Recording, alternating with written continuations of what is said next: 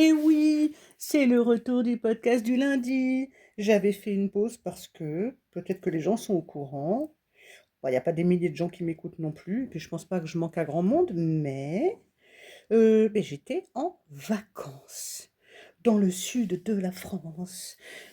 Voilà, c'était même pas pour la rime, hein.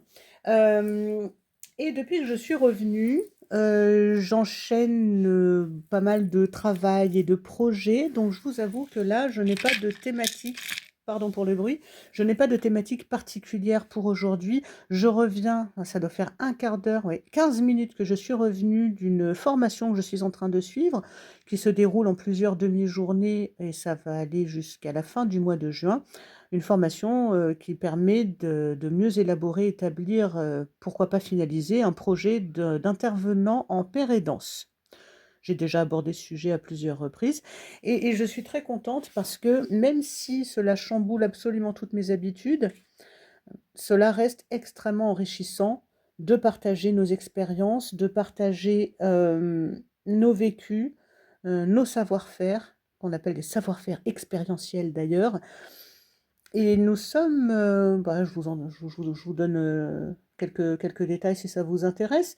Nous sommes 8 à suivre cette formation et nous sommes, j'allais dire tous différents. Nous avons des troubles psychiques, puisqu'on appelle ça comme ça. Nous avons du trouble moteur, nous avons... Ah, autisme représente, ça c'est moi. Et donc nous sommes 8, dont 2 hommes et 2 formatrices qui elles-mêmes sont intervenantes pérédantes professionnelles. Et je trouve ça très chouette, je suis très contente, c'est vraiment enrichissant, de façon, j'allais dire bilatérale ou réciproque. Et rencontrer de nouvelles personnes, moi, ça me met en joie. Ça m'épuise, bien évidemment. C'est pour ça que la formation se déroule sur plusieurs demi-journées, à minima une demi-journée par semaine, pour tenir compte de la fatigue, de la fatigabilité, pardon, des personnes en situation de handicap, quel que soit leur handicap. Et ça se déroule en général le lundi et ou le mardi, qui sont des jours habituellement où je ne fais pas du tout ça. Et je vous donne un exemple concret de chamboulement. Aujourd'hui, j'ai dû partir de chez moi à 12h53. Très exactement, on est venu me chercher à 12h53. Mais 12h53, habituellement, je suis sur la fin de mon repas. Et donc, je me suis retrouvée le week-end dernier à me dire, alors, comment je vais m'organiser, vive les fonctions exécutives qui fonctionnent pas très bien. Et je me suis dit, comment je vais m'organiser? Le matin, normalement, c'est les courses, mais du coup, peut-être que mon compagnon peut faire les courses. Et dans ce cas-là, moi, il faut que je mange plus tôt parce que je mets au moins 45 minutes, voire 1 heure à manger. Donc, il faudrait m'assurer d'avoir faim à 11h30 pour être sûr d'avoir fini de manger à 12h30 pour décoller à 12h40 pour le transport à 12h53. Et je sais, et encore je vous donne pas tous les détails, je sais que normalement, ce déroulé de pensée et ce fonctionnement, ça va parler à pas mal de gens.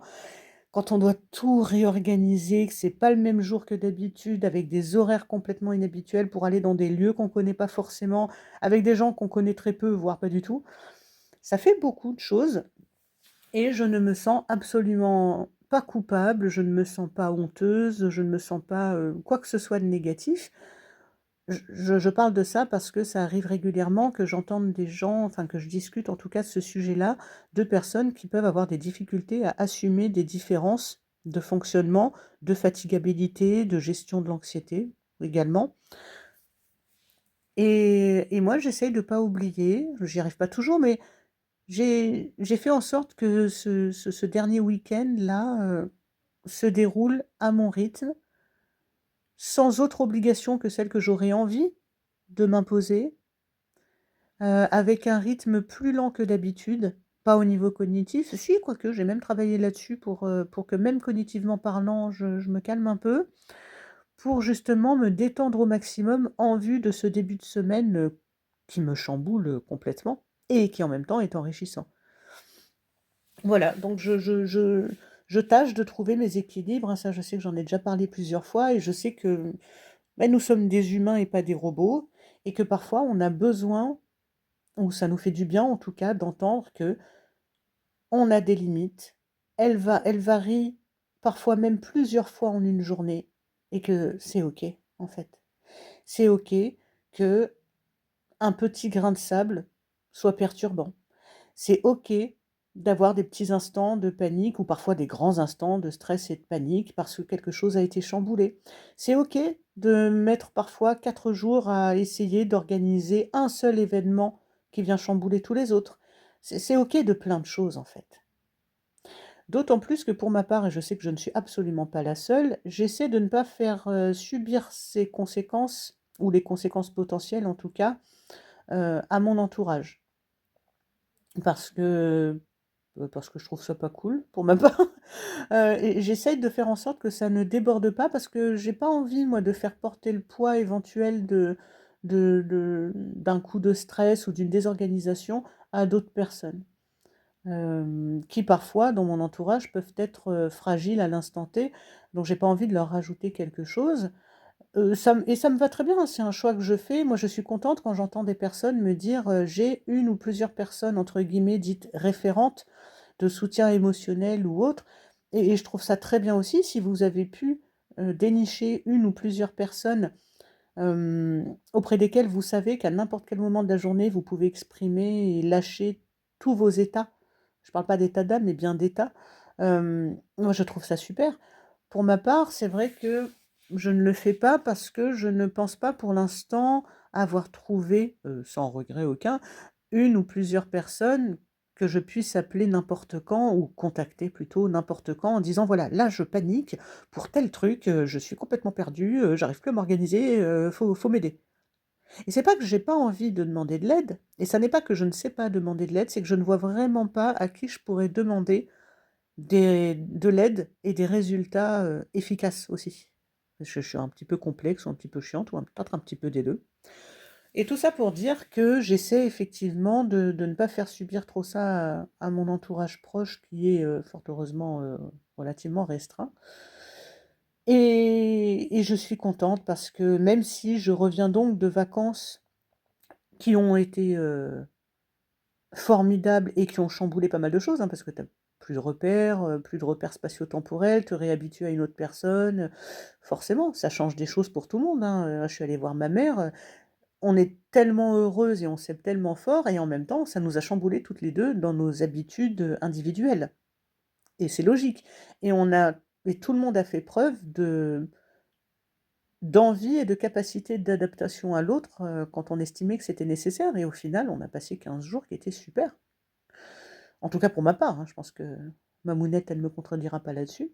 Ah bah, de toute façon, c'est mon podcast. Ha ha ha, je dis ce que je veux. Mais voilà, je voulais quand même faire une petite mise au point avant de reprendre, la semaine prochaine, des podcasts avec des thématiques, précises. Voilà, je voulais juste faire le point sur pourquoi ma courte absence et pourquoi ce podcast ressemble un petit peu à un truc, en vrac. Et je me suis dit: «Dès que je rentre, je pose mes affaires, j'enlève ma veste, je pose mon sac, je papote un petit peu et puis après je vais me poser». Parce que je vous avoue que tout aussi enri tout voilà, c'est très enrichissant et je suis donc, je le répète, très motivée, très heureuse et très reconnaissante de l'occasion de cette formation. Voilà, je suis fatiguée et j'ai un mal de crâne. Mais alors, un truc, je crois que je vais acheter des parts chez Doliprane. Pas des parts de gâteau, hein, faites un effort, faut suivre aussi. Mais je me fais toujours rire, hein, ça change pas et c'est très bien et si vous rigolez pas et ben, tant pis pour vous parce que rire apparemment, c'est pas mal pour la santé mentale. Gna gna gna gna gna. Voilà, donc c'était un petit peu en vrac, c'était 9 minutes et des brouettes, ou des poussières, faites comme vous voulez. Hem, bah, Aurélie revient de vacances, elle vous explique, pourquoi elle a été absente, les petits chamboulements qu'il y a dans sa vie et le fait que oui, je parle de moi à la troisième personne, hein, je me prends pour Alain Delon. Voilà, c'était Aurélie qui vous parlait d'elle-même. Mais je vais arrêter là parce que ça va faire 9 minutes 30 entrecoupées de bêtises. Voilà, donc toujours très heureuse, toujours très optimiste et toujours fatiguée, mais ça, on change pas une équipe qui gagne, quoi. Je vous remercie en tout cas pour les personnes qui auront bien voulu passer ces presque 10 minutes à m'écouter et je vous dis à lundi avec une thématique. Je ne sais pas encore laquelle, mais l'inspiration me viendra, si ça se trouve dans 5 minutes, on verra bien. Merci.